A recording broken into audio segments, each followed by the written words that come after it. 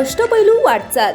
आगामी जिल्हा परिषद निवडणुकीच्या पार्श्वभूमीवर आव्हाळवाडी थेऊर जिल्हा परिषद गट क्रमांक 40 मधून शिरूर हवेलीचे आमदार ज्ञानेश्वर कटके यांनी कोमल संदेश आव्हाळे यांची राष्ट्रवादी काँग्रेस पक्षाकडून उमेदवारी घोषित केली आहे। या निवडणुकीच्या पार्श्वभूमीवर आव्हाळवाडी येथील ग्रामस्थांनी नुकतीच संपूर्ण गावची बैठक आयोजित केली होती।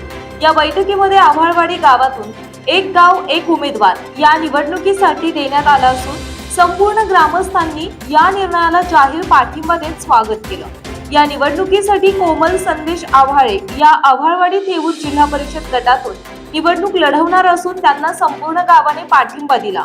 गट तट विसरून फुटीर राजकारणाला गावाने नकार देत कोमल आव्हाळे यांना पाठिंबा दिला।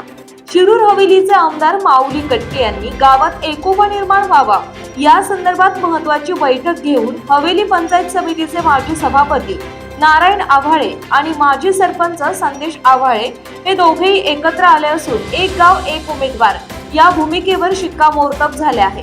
जिल्हा परिषद निवडणुकीत नेहमीच मतांचे विभाजन करून संधी साधणाऱ्यांना या निर्णयाचा मोठा धक्का बसला आहे। आमदार कटके यांनी या दोघांना एकत्र करून त्यांच्यातील मतभेद संपवत गावाच्या विकासासाठी एकजूट हाच एकमेव मार्ग असल्याचे ठामपणे त्यांनी सांगितले। या बैठकीदरम्यान गावातील आजी माजी सरपंच, ग्रामपंचायत सदस्य, मान्यवर पदाधिकारी, विविध सहकारी संस्थांचे पदाधिकारी, मंडळाचे प्रतिनिधी, युवक, ज्येष्ठ नागरिक आणि ग्रामस्थ मोठ्या संख्येने उपस्थित होते। यावेळी विविध पदावर कार्यरत असलेले सर्व घटक एका व्यासपीठावर आल्याने ही बैठक राजकीय दृष्ट्या अत्यंत महत्त्वाची मानली गेली। एक गाव एक उमेदवार ही भूमिका एक घोषणा न राहता जिल्हा परिषद निवडणुकीत निर्णायक ठरणार असल्याची चर्चा संपूर्ण गटात चालू झाली आहे। यामुळे कोमल संदेश आव्हाळे या निवडणुकीत बाजी मारणार असे चित्र सध्या निर्माण झाले आहे। गावाने दिलेला हा संदेश एक मोठे आव्हान आहे। या निवडणुकीत फोडाफोडीच्या राजकारणाला खुले आव्हान असून याचे पडसाद संपूर्ण गटात उमटणार आहे।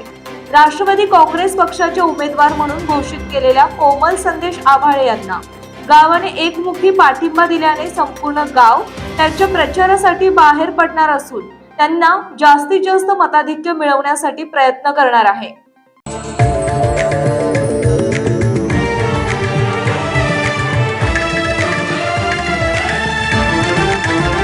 ज्ञानलीला न्यूज, एक अष्टपैलू वाटचाल।